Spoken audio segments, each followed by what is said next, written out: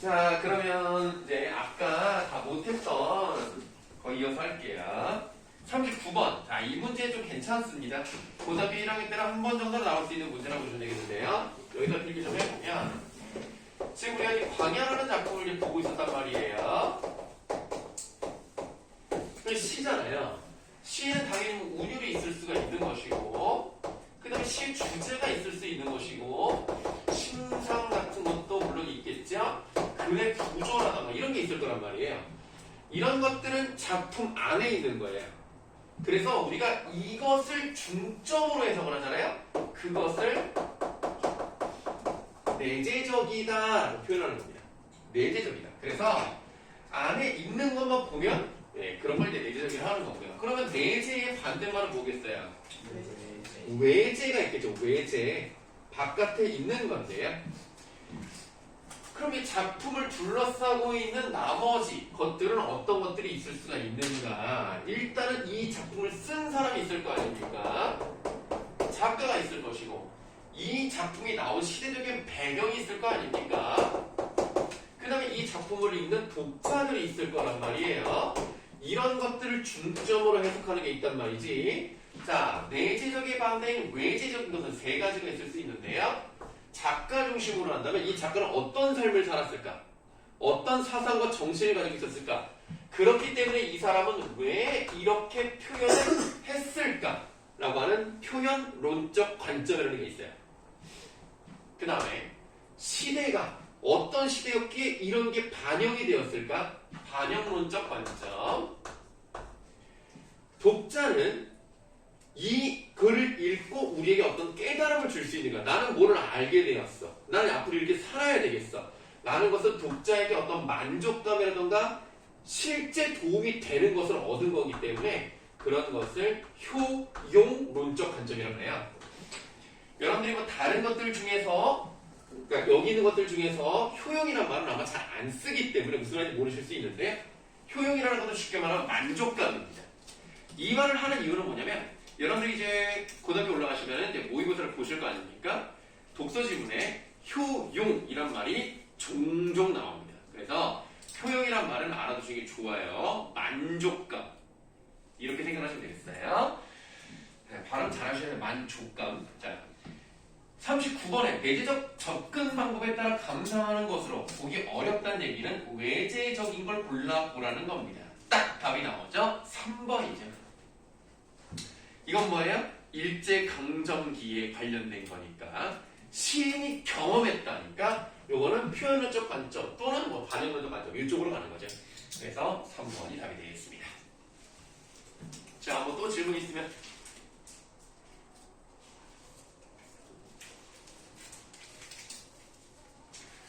좋습니다. 그러면 질문은 여기까지 만든 걸로 하고요. 네, 오늘 새로운 진도로 한번 나가보도록 하겠습니다. 저번 시간에 우리가 향수 있죠? 향수? 그 향수의 마지막을 끝내지 못했습니다. 저번 시간에는 설명드릴 게 워낙 많아가지고요. 숙제 검사도 안 하고 답 맞추는 것도 없었지만 시간이 오래 걸렸어요. 그런데 오늘은 이렇게 비중이 큰 시를 하지 않기 때문에 좀 진도가 빨리 나갈 수 있습니다. 진도가 빨리 나간다는 얘기는 다른 말로 하면 뭐라고 할 수 있는 걸까요? 숙제가 많아질 수 있다. 그러나 우리는 또 독단적으로 하지는 않을 테니까 뭐 우리에게는 협상이라는 좋은 카드가 있겠죠. 만약에 너무 많은 것 같다? 그럼 협상을 통해서 조절을 해보도록 하겠습니다만 일단은 전쪽 반에서는 협상 카드를 내가 내밀었지만 딱히 뭐 할 게 없습니다 라고 해서 그냥 바로 그냥 뭐 숙제가 그냥 딱 결정이 났어요. 여러분들 이따 한번 보시고 오늘 검사한 수준 정도로 나가면 뭐 딱히 불만 없을 거라고 생각합니다. 향수 마무리합시다. 4연까지 다 봤고요. 이제 5연을 볼 차례입니다. 5연 하늘에는 석근별이라고 되어 있는데요. 석근의 뜻이 밑에 나와 있습니다. 물건의 사이가 떴다 이런 얘기인데요. 그럼 이제 별과 별의 사이가 멀어졌다 뭐 요 정도 느낌이라고 보시면 되겠습니다. 그러면 여기서 바로 질문 한번 하겠습니다. 자, 아까 신예찬 학생까지 했거든요. 그럼 이번에는 9번에 해당하는 학생. 아이고, 이 학생은 운영고 학생이네요. 서혜준 학생. 자, 지금 여기 하늘에는 섞음별을 통해서 우리는 무엇을 알 수 있을까요? 이걸 알아내면 진짜 국어의 대망이라고 할 수 있습니다. 하늘의 섞음별이요? 네, 하늘에는 섞음별. 이것이 우리는 이것을 통해서 어떤 것까지 알아낼 수 있을까요?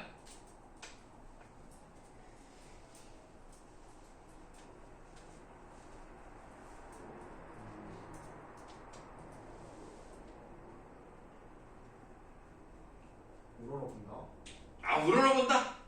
뭐 봐야 뭐 별이 있다는 건 아닌가. 근데 내가 굳이 그러니까 물건 사이가 떴다라고 해서 멀어졌다는 얘기를 왜 굳이 했을까? 한 명 더 물어볼게요. 임정은.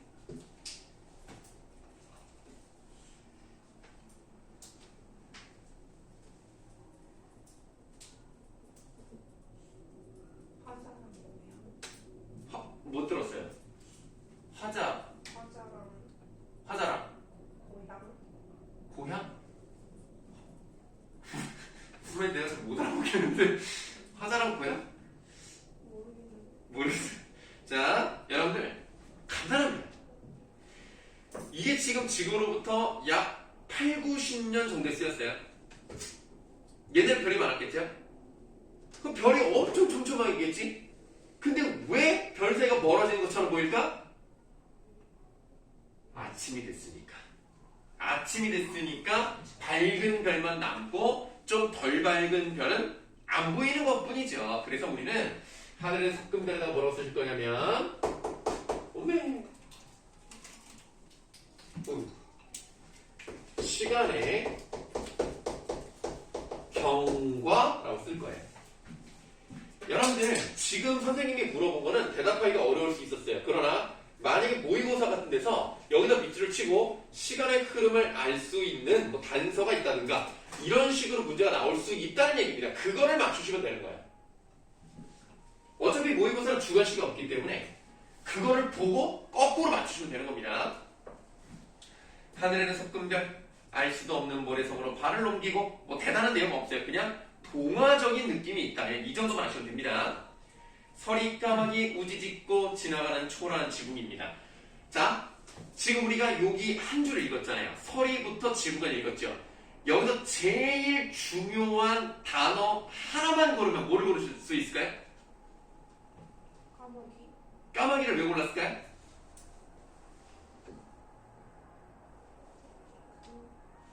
아, 까마귀를 원래 좋아해요? 안 좋아해서 골랐어요, 그러면? 아, 예. 아니, 왜 이렇게 내가 물어보기라면 자신감을 잃어? 안 좋은 의미가 있어서 있어 보여서 그런 거. 아, 무슨 의미가 있어 보여서? 네, 안 좋은 의미가 있어. 아, 사실 선생님이 원했던 대답은 사실 초라한 쪽이었습니다. 그러니까 이 사람이 가난했나 보다. 그러니까 돈이 많진 않았나 봐. 경제적으로 풍족하진 않았나 봐. 이거를 이제 알면 되는 거고요. 서리 까마귀란 말이 나왔잖아요. 근데 서리 띠고 까마귀예요. 서리 까마귀라는 5글자를 찾아보시면 국어 사전이 없어요. 그럼 이게 무슨 의미인가? 우리는 알 필요 없습니다. 다만 중요한 것은 설이라는 말이 들어갔을 때 계절적 배경이 언제라고 생각할 수 있을까요? 겨울로 생각하는 경우가 많습니다.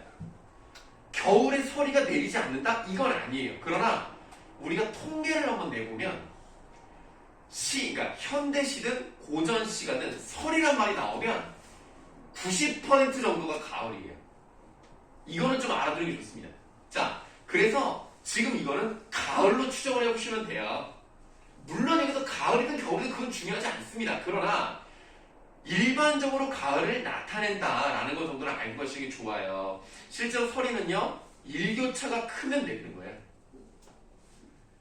조금 낮이 따뜻했다가 급격하게 밤에 추워지면 설이가 이제 약간 얼음이 얼린다고 생각하시면 되죠. 그래서 설이 가을부터 시작하는 거 맞습니다. 그리고 겨울에도 내리는 거 맞습니다. 그러나 문학적으로는 가을일 확률이 높다. 이 정도 알아두시면 돼요. 서리 까마귀 우지짓고 지나가는 초라한 지금 좀 가난했지만, 네. 흐릿한 불빛에 돌아앉아 도란도란 거리는 곳. 여기서 중요한 거 하나 고르면 어딜까요? 그냥 아무나 말해보세요. 도란도란 도란도란이라는 말이 제일 중요하겠죠. 그러니까 얘네가 가난한 건 맞아.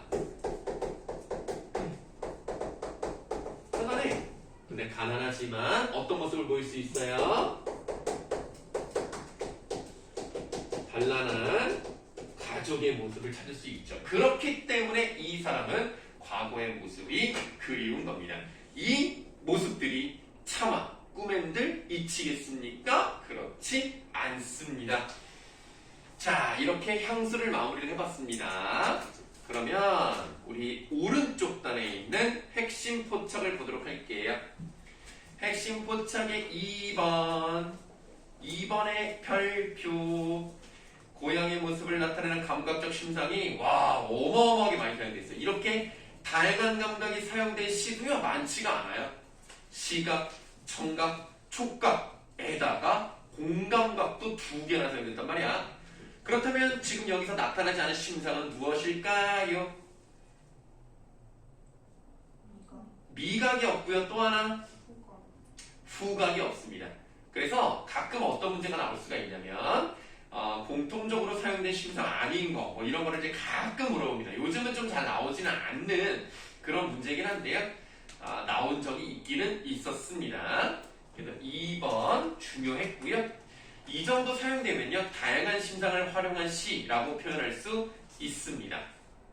다음 3번의 별표. 후렴구의 기는 이거 저번에 보긴 봤었죠? 보지 않았나? 네, 그러니까 이거 다시 한번 설명을 드리면 연구문하고요, 운율감 형성합니다. 통일감, 안정감 이런 것들 한번 봐두시면 되겠습니다. 후렴구는요, 현대시에는 잘 나오진 않습니다. 그러나 고전시가에는 잘 나오거든요. 그리고 후렴구는 그냥 고전이든 현대시든 똑같은 형태를 가지고 있습니다.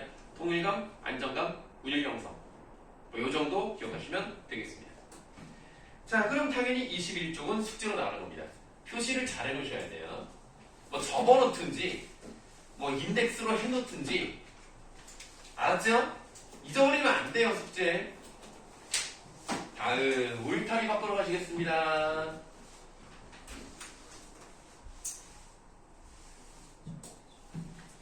실제로 모의고사나 내신 문제를 푸실 때 이렇게 밑에 있는 그림처럼 그림이 나오지 않습니다. 그럼 우리는 일단 그림이 있으니까요. 배경식을 활성화하는 차원에서 밑에 하나를 보도록 하겠습니다. 느낌이 어떻습니까? 내가 귀가 좀 안 좋아서 못 들었어요. 새벽 같아요? 새벽일 수도 있고 밤일 수도 있고 어떤 별이 있네요? 어떤 느낌을 좀 받을 수 있습니까? 화사로워요. 화사로워요? 조용한 느낌. 화사 좋아해요? 화사 관계없나? 화사 별로 안 좋아해요?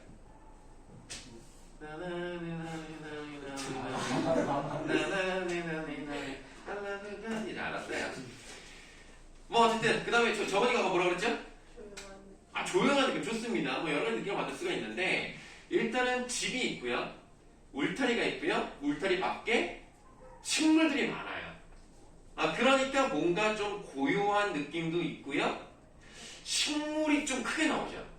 그럼 식물이 중심인가? 이런 생각을 해볼 수가 있습니다. 여러분들 제목부터 한번 보셨을 때 울타리라는 건 뭐야? 안과 밖을 구분하는 거 아닙니까? 그러니까 펜스는 그런 거잖아요. 못 들어와! 이런 거 아닙니까? 근데 울타리 밖에 뭐가 있는지 한번 보도록 할게요. 이 시는 대단한 시는 아닙니다. 그래서 여러분 부교재에도 울타리 밖은 문제가 없어요.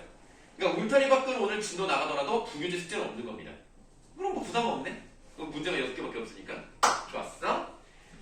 내용도 굉장히 간단해요. 내용 보세요. 머리가 마늘쪽같이 생긴 고양이의 소녀. 머리가 어떻게 생겼길래 마늘쪽처럼 생겼을까? 약간 머리 이렇게 생겼나, 여자애가? 그럴 수도 있겠죠. 이제 육종 마늘처럼 이렇게 생겼을 수도 있겠어요. 여자니까 그냥 치마를 입었다고 가정합시다. 이렇게 생겼나 봐, 여자애가. 좀 그럴듯한데? 옛날에 니네 산다라고 알아? 약간 그런 느낌일 수 있는 거지. 그리고 니네가 2NE1을 아냐? 아는구나. 옛날 그룹인데. 2NE1이 데뷔했을 때 니네가 태어나지 않았어? 그때쯤에? 2009년에 투애니언이 저기 데뷔했냐? 그렇군요. 야, 진짜 오래됐네. 와. 어쨌든 마늘 쪽에다 바로 왔네.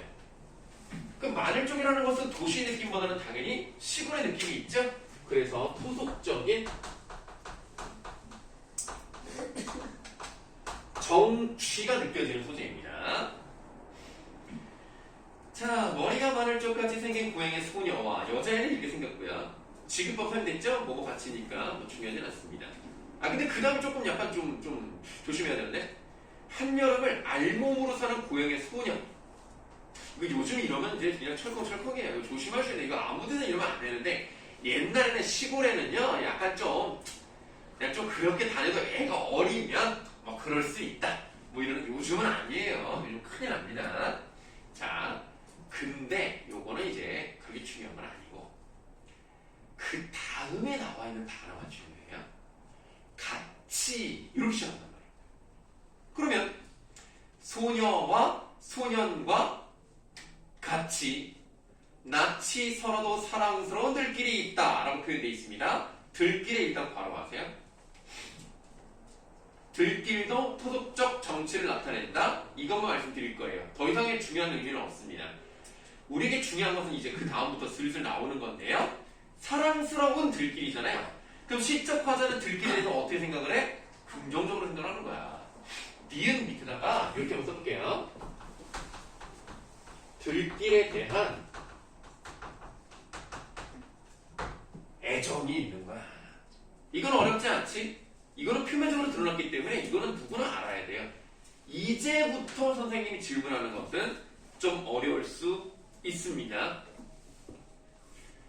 자, 이 사랑스러운 들길에 대한 얘기인데요. 첫 번째, 어떻게 해석할 수가 있냐면, 소녀도 사랑스러운 거고요. 소년도 사랑스러운 거고요. 조금 낯이 서러, 그러니까 잘 모르고 익숙하지 않다 하더라도 그럼에도 불구하고 보자마자 사랑스러울 수 있는 그런 들길.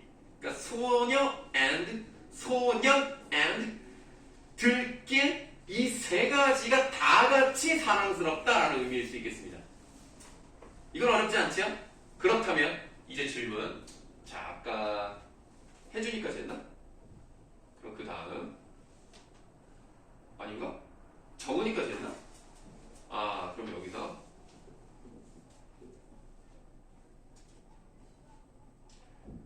김효민 아까 질문 안 했죠? 자, 혹시 이거 다르게 해석을 한다면, 그러니까 다 같이 함께 투게더의 의미 말고 다른 걸로 해석해 볼 수 있을까요? 아, 벌써 아니에요? 아니, 너무 빨리 아니라고 하면 내가 좀 민망한데? 알았어?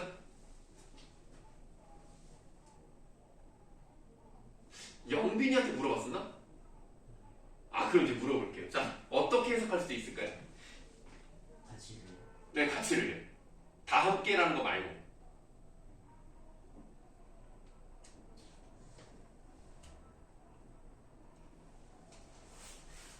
밖에도 챌린지 하는, 스모킹 챌린지 하는 거. 뭐 어쨌든, 네. 다 같이? 말고. 네, 그거 말고. 좀 어렵긴 해요. 잘 모르겠어요? 자, 이게 왜 어려웠냐면 잘 못 찾는데 뭐 당연히 그럴 수 있는 겁니다. 그래서 한번 물어는 본 거고요. 어떻게 해석할 수 있느냐? like 뭐처럼으로 해석할 수 있다는 거예요.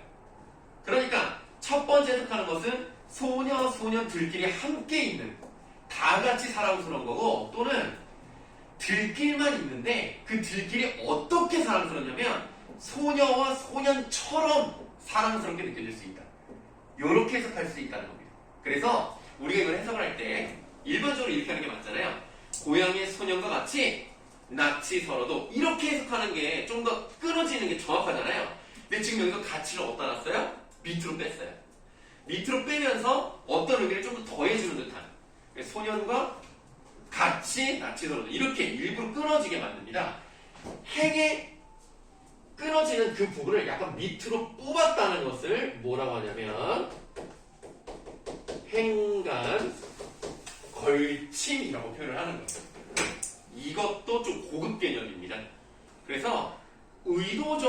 시행 배치를 다르게 해서 이 부분을 좀 강조하고 싶은 그런 느낌을 준 거죠.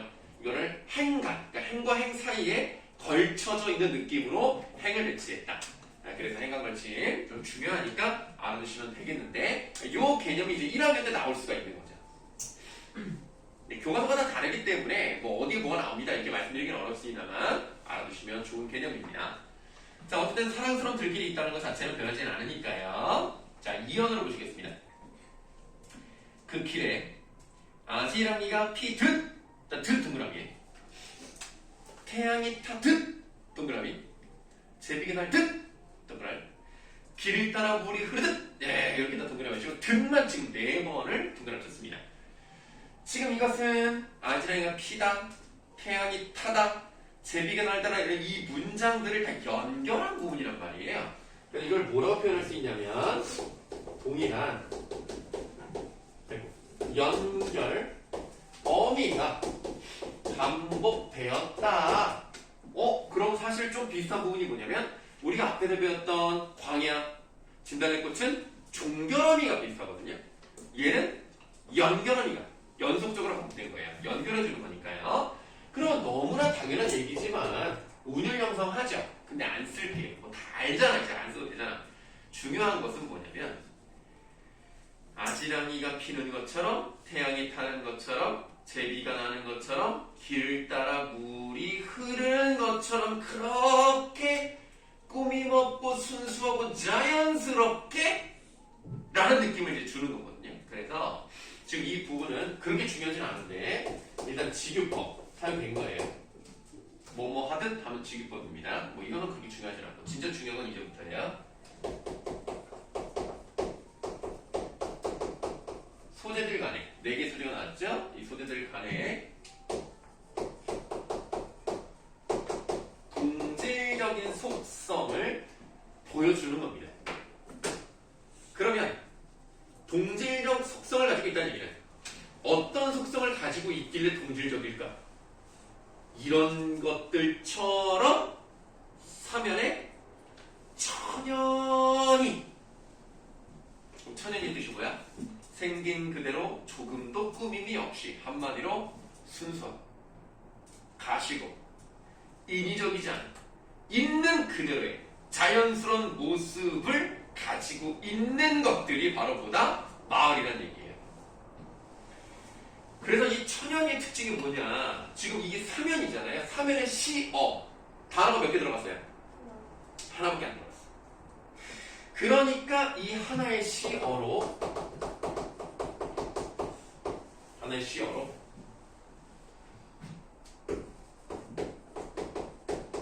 독립적인 연을 구성했다라고 생각하시면 돼요. 이건 뭐 그냥 솔직히 눈이 있으면 아는 거죠. 그래 한 연이 한 시어로만 돼 있구나. 그러면 이렇게 함으로써 얻는 효과가 뭐냐? 다른 것들은 막 3회로도 있고 글자 수가 많은데 3회는 3글자밖에 없어요. 똑같은 연이라는 단위에 3글자만 딱 집어넣었더니 뭔가 다른 덕지덕지 붙어있는 게 없고 얘 하나만 눈에 딱 보이는 그런 느낌을 주는 거야. 그래서 시를 쓰는 사람은 대단한 거야. 대상의 순수함. 그러니까 뭐가 딸려있는 게 없이 그냥 이것만 있잖아. 얼마나 깨끗하니. 그런 순수함을 강조하는 거다. 근데 그 대상이 뭐다? 뒤에 나오는 마을이더라. 이 마을이 얼마나 순수한 마을인지를 보여주는 것이더라. 여러분들 이제 고등학교 1학년이 되죠? 뭐 여러분들한테 물어보면 부끄러워서 대답을 할 수 있겠습니다만 혹시라도 스스로 누구한테 보여주지 않는 그런 글을 쓰는 사람들이 있을 거예요. 일기를 쓰는 사람이 있을 수 있고 다이어리를 쓰는 사람이 있을 수 있고 좀 더 나아가서는 소설을 쓰거나 시를 쓰는 사람도 있을 겁니다. 네, 근데 이거 누가 써요? 하고 이제 물어보면 진짜 쓰더라도 부끄러워서 얘기는 안 할 수 있으니까 내가 물어보진 않겠습니다. 선생님도 겉으로 볼 때는 어떻게 보일지 모르겠습니다. 상당히 문학적 감수성이 뛰어난 그런 문학 소년이었죠. 네, 그래서 실제로 이렇게 시도 쓰고 소설도 쓰고 나름의 발표. 그러니까 그때 당시 이제 인터넷 사이트에 소설 이제 올리는 그런 사이트가 있어요. 거기다가도 올리고 근데 그 사이트가 언제가 망했어. 내게 없어졌어. 아니 나도 하드가 날라가가지고 다 날라가. 지금 어떡하냐. 돌려는 줘야 될 거 아니야. 그래서 다시 쓸 수가 없어. 어쨌든 그게 많이 옛날 얘기네요. 네. 시도 쓴 그 공책도 잃어버려가지고 결국 이 세상에 백정환이 쓴 작품이 없어. 하지만 모르죠. 이제 앞으로 선생님이 이제 그 필명을 써서 내가 쓴지도 모를 수 있겠지만 어쨌든 정말 세상이 깜짝 놀랄 만한 그런 작품을 마음속에 항상 구상하고 있습니다. 나중에 뭔가 그 느낌이 백종원 선생님 같다 하면 이제 한번 알아보세요. 아시겠죠? 자, 3연 천연이, 자 4연 울타리, 자 울타리도 괄호하세요. 괄호한 것은 전부 다 토속적 정치를 드러내는 소재다라고 생각하시면 되겠는데 울타리 밖에도 화초를 심는 마을이 있대요. 봐봐. 아까 그랬죠? 울타리라는 건 뭐예요? 안과 밖을 나누는 거예요. 안은 인간의 세상이고 밖은 내가 아닌 다른 존재의 세상이야. 그런데 울타리 밖에 도잖아. 안에 도 심고 밖에 도 심다는 것은 안과 밖을 구분하지 않는 거란 얘기야. 그렇다는 것은 뭐라고 할 수 있느냐? 여러분들이 보면 비약이라고 할 수 있겠습니다만 인간과 자연의 조화를 나타내는 거야. 그리고 함께잖아. 함께. 그리고 뭐라고 할 수 있는 거야? 공동체적인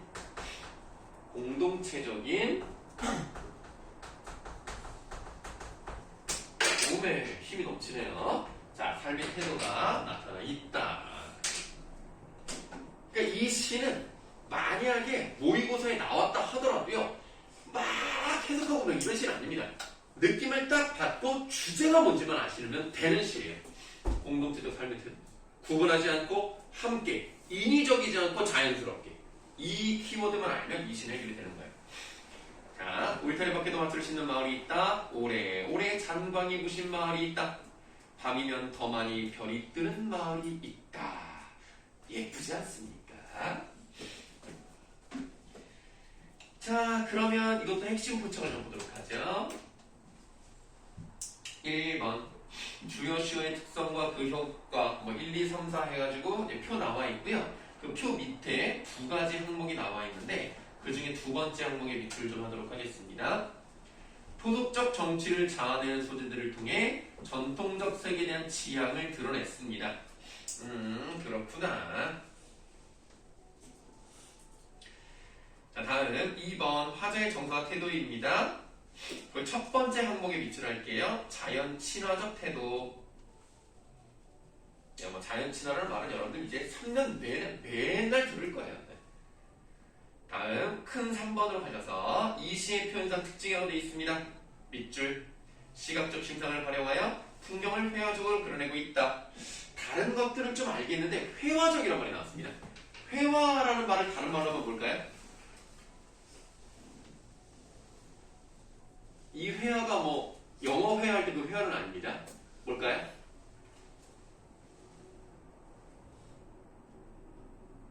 내가 오늘 질문 안 한 사람이 있죠. 용지한테 내가 질문했나? 안 했을 걸. 네. 회화가 뭔지 아십니까 혹시?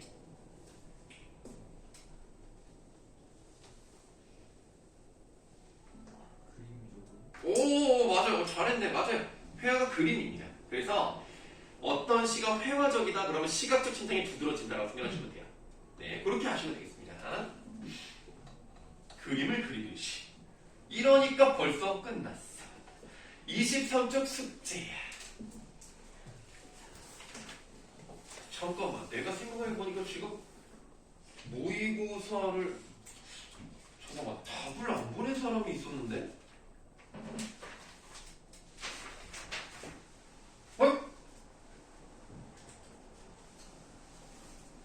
안 보낸 사람이 있네. 아니, 누구라고 얘기 안 해요. 왜 쳐다봐? 아니, 누구를 지목한 건 아니야. 지금 앞에 봐. 앞에 봐. 왜 몸이 돌아가 있니, 90도? 이거 다 보내셔야 돼요. 네, 몇 명이라고 얘기하진 않겠지만, 그냥 한 명이 안 보냈네. 자, 다음 24쪽으로 보시겠습니다. 24쪽. 자, 너를 기다리는 동안 요거 보도록 하겠습니다. 아, 선생님도 여러분들의 답을 기다리고 있습니다. 답을 빨리 보내주시면 좋겠습니다. 선생님이 오늘 밤 10시까지 수업해가지고 집에 많이 오늘 보내더라도 오늘 좀 바쁘긴 한데 어쨌든 각자 빨리 보내주시면 새벽에 보내도 돼. 새벽에 선생님 어차피 무음으로 해놓기 때문에 뭐 새벽에 뭐 전화를 해도 난 몰라요. 그러니까 뭐 그렇다고 새벽에 전화를 하는 사람은 없겠지. 좀 정신이 좀 이상한 사람이겠지. 그러면 새벽은 전화를 하지 마. 어쨌든 카톡이나 문자를 보내도 나는 모릅니다. 나는 어쨌든 모르니까 어쨌든 만약에 필요하시면 보내시면 돼요. 근데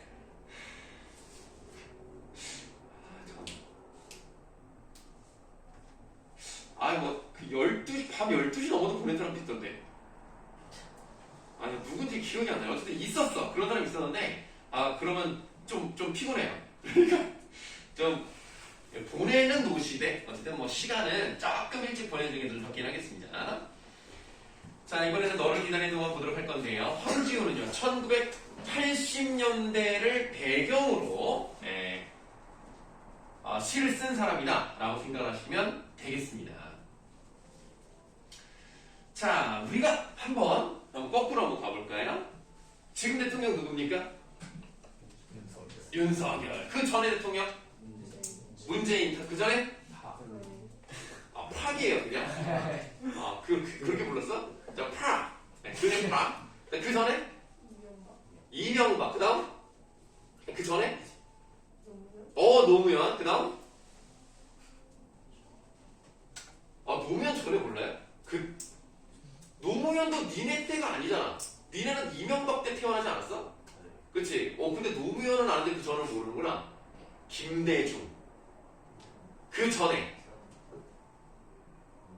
모르는구나. 김영삼 전에? 노태우 전에? 전두환 전에? 박정희 전에? 한 명밖에 안 남았잖아, 이제. 이승만. 그런데 이승만 독재 하려다가 결국은 하야를 했고, 박정희 독재 18년 하죠. 총 맞고 죽은 다음에 전두환이, 그래서 요번에 그 서울에 보면 그 얘기가 나오죠. 전두환이 7년 정도 합니다. 그때는 이제 원래 한 번 하면 7년이었어, 원래 대통령이. 그리고 이제 직선제로 바뀌면서 노태우가 5년을 하죠. 그러면 이 전두환이 몇 년부터 했을까? 대통령은? 당연히 1000이겠죠. 네, 1080이 아니라 가운데 하나 1900부터 해야 돼. 80년부터 한다고 하시면 돼요. 그래서 87년 정도까지 한다고 보시면 되겠습니다. 그래서 80년대는 전두환과 노태우의 시절이다. 이렇게 생각하시면 돼요. 한마디로 둘 다 군인 출신이죠. 그리고 서울의 봄을 보시면 아시겠지만 거기에 이제 실명으로는 안 나와요. 전두광이랑 노건으로 나와. 노태평? 이름이 생각이 안 나네. 그래. 태시는 그 정우성이 이태수는 아니야? 이름이 뭐였는데 왜 까먹었네. 노태건인가? 그랬던 것 같아. 어쨌든 안 중요하고. 이 둘이가, 이 신군부가 80년대를 다 장악하다고 보시면 돼요. 물론 노태우는 직선대로 당선된 거긴 하지만, 어쨌든. 그렇기 때문에 80년대 시를 썼다는 얘기는 군부 독재에 저항하는 시 정도로 생각하셔도 괜찮아요. 다는 아니어도 그런 시를 우리가 많이 문제에서 만나게 될 겁니다. 자, 그러면 일단 우리가 다른 거다 시켜놓고 지금 선생님이 설명한 건 뭐냐면 이 시대적인 배경이랑 관련된 외제론적 관점으로 본 것이고 이제 우리는 일단 예제적 관점으로만 한번 보도록 하겠습니다. 마늘 좀 안녕. 잘가. 늘종이.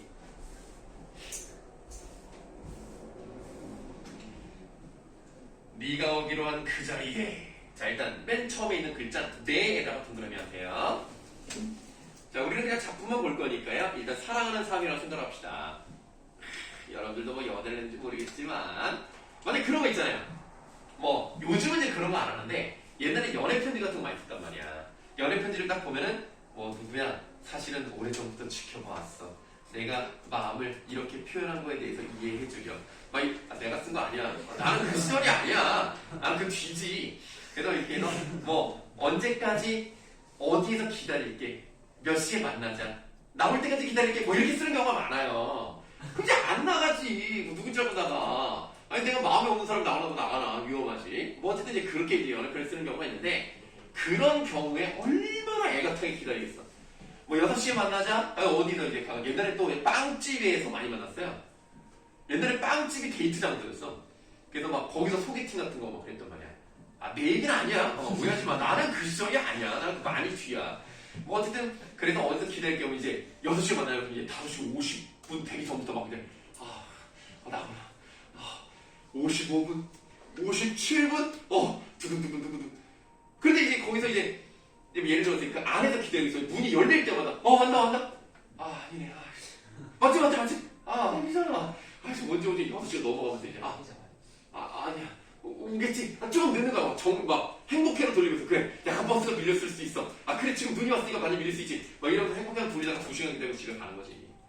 혼자 빵 먹으면서 눈물을 흘리면서 막. 그러니까 기다린다는 것이 얼마나 애가 타는 일인지 기다려본 사람은 알 거예요. 여러분들도 뭐 혹시라도 그런 일이 있었다면 뭐 이제 요즘이 딱 바뀌었지. 몇 시까지 DM 보내줘. 그러면 이제 그때까지 DM이 오나 하러 계속 들어가고 안 오네. 그래서 굉장히 애가 타는데, 자, 네가 오기로 한 그 자리에 내가 미리 가서 너를 기다리는 동안이라고 돼 있습니다. 너를 기다리는 동안 바로 하세요. 그러면 너를 기다리는 동안이란 말이 전체적으로 몇 번이 나오냐면 총 3번 나옵니다. 그렇다는 것은 이 시의 구조를 식구라고 하는데요. 이 식구의 반복을 통해서 뭐 운율 형성하고 의미 강조하는 건데, 기다림에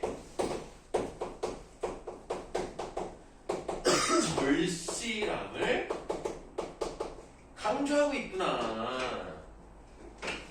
기다리는 동안이 3번 나왔고 제목에도 있다는 얘기는 계속 기다린다는 얘기가 얼마나 절실해. 마음이 막 그냥 두근두근 하겠지. 자, 내가 미리가 너를 기다리는 동안 다가오는 앞에 꺽쇠 이렇게 넣으시면 돼요. 꺽쇠. 다가오는 모든 발자국은 내 가슴에 쿵쿵 거린다. 그렇죠. 가볼 때마다 두근두근 하면서 쿵쿵쿵쿵.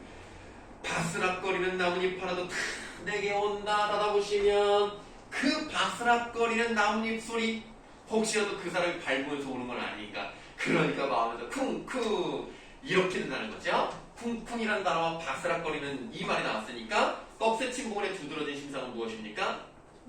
청각이죠. 청각적 심상을 활용했고요. 그만큼 얼마나 기다리고 있는지. 그리고 일단은 막 두근두근 초조하고 설레잖아. 기다림과 설렘의 감정을 잘 드러내고 있는 겁니다. 자, 잠깐 문법 얘기해드리면 설렘은 이렇게 쓰는 겁니다. 왜? 기본형이 설레 다니까 여기까지가 어간이고 여기에 명사형 어미 미음을 넣는 건데요. 그래서 설렘이라고 써야 돼요. 근데 이제 많이들 틀리는 게 어떻게 쓰죠? 설레임 이렇게 쓰면 안 돼요. 틀린 거예요. 설렘이고요. 그리고 여러분 이렇게 쭉쭉 짜먹는 그 아이스크림이라고 하면 좀 그렇지만 뭐 그 밀크쉐이크 얼린 것 같은 그거 있잖아요. 그거 뭐예요? 그거는 설레임이에요. 설레임. 원래 이름이 이게 한자예요. 뭔지 알아요? 눈이? 뭐 말을 해보세요. 눈설자예요. 레는 뭐예요? 올래 오는 거예요. 눈이 와요. 어디에 와요? 이마트에? 아니야, 이거 한자라니까. 원래 임이 아닌데 림인데, 그렇죠. 그러니까 눈이 오는 숲이란 뜻의 설레이면 지금은 아예 한자가 없는 것 같더라고. 어쨌든 뭐 맛은 있어요. 많이 드세요. 쌀 때 여기 아이스크림 뭐 이런 데 있으니까 쌀 때 많이 드세요. 자, 설렘, 뭐 초조함 이런 걸 나타내는 겁니다. 기다려본 적 있는 사람은 알아요. 세상에서 기다리는 일처럼 가슴에 든 일이 있을까? 네가 오기로 한 그 자리, 내가 미리 와 있는 이곳에서 문을 열고 들어오는 모든 사람이 너였다가, 자, 너였다가 그 꺽쇠, 너였다가 너일 것이었다가 닫아요. 문이 열렸다. 왔다. 아, 아니네. 열렸다. 왔네. 아, 아니다. 열렸다. 맞나? 혹시? 아니네. 계속 이러고 있는 거죠. 그러면 너였다가 두 번 보면 되죠. 아까 구절을 19라고 했죠? 19가 반복됐잖아요. 근데 너였다가 두 번 나왔고요. 너일 것이었다가 한 번 나왔어요. 똑같은 구절은 아니지만 비슷한 내용이 나왔죠. 그럼 이 19를 어떻게 했다? 조금 바꿨죠. 이거를 뭐라고 하는지 혹시 아십니까? 오, 훌륭한데요? 변용이란 말을 씁니다. 또는 잘 안 쓰는 말일 수도 있지만 변주라는 말을 쓰기도 해요. 요거는 혹시 몰라서 알려드리는 거예요. 혹시라도 변주했다는 말이 나오더라도 이게 뭐야? 그러니까 쉽게 말하면 좀 다르게 연주했다는 뜻이거든요. 어차피 시는요 노래예요. 시는 노래입니다. 운율이 있기 때문에. 아니에요? 왜 고개를 이렇게? 본인도 몰랐어요 고개를. 아니 내가 열심히 설명하는데 계속 막 이래가지고 뭐가 마음에 안 드나. 노래 듣고 있었어요. 이렇게. 이름이 김지형이었나요? 네. 어. 질문 안 했어요. 네? 질문 안 했어요. 했어요. 오늘 질문 안 했어요? 그럼 이따가 하면 되지 뭐. 얼마나, 그래서, 미안하다, 내가 너만 차별하는 게 아니라 깜빡했네. 난 지금 다 한 줄 알았어요. 차별도 돼. 아니야. 아니, 얼마나 왜 집에 가서 엄마한테 막 이러고 막 그러면 어떡해. 영상도 찍고 있는데 막 한 명만 안 시켰다고 생각하면 도대체 어떤 선생님이길래 이렇게 막 항의 들어오면 어떡해. 내가 반드시 3교시 때 질문하겠습니다. 자, 시크의 반복, 변형 이렇게 이제 사용이 됐어요. 지금 여기서는 너야 라고 하면서 만남에 대한 기대감을 표현하는 것이다. 이렇게 생각하시면 되겠죠. 그래서 약간 어떤 느낌이냐면 여러분들 이제 그런 경험이 없겠지만 영화나 드라마 같은 거 보시면 막 삶이 되게 막 위태롭고 막 죽기 직전인 사람들 막 이렇게 뭐 경험하면 막 재잖아. 어떻게 돼? 띡 뭐 이런 거 하잖아. 실제로 이 시인이 이런 걸 의도한 거예요. 왔나? 아니. 왔나? 아니나. 왔나? 약간 이런 느낌이란 말이야. 이렇게 해가지고 얼마나 이제 가슴이 뛰는 일인지를 이제 보여주고 있는 건데, 뛴 다음에 밑으로 내려오거든요. 그런데 기대감이 있었는데 그게 아니면서 뭐야? 다시 문이 닫히는 거야. 그럼 이 앞에까지는 뭐야? 기대감이었지만 이 문이 닫히는 순간 어떤 감정이 느껴져? 실망감, 조금 더 깊이 들어가. 그러니까 실망보다 더 깊이. 절망감이 느껴지는 거죠.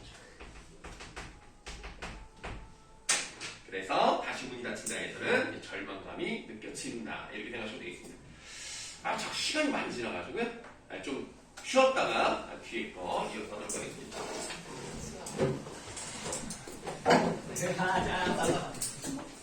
설마 질문하는 것 때문에 때리는 거야 지금?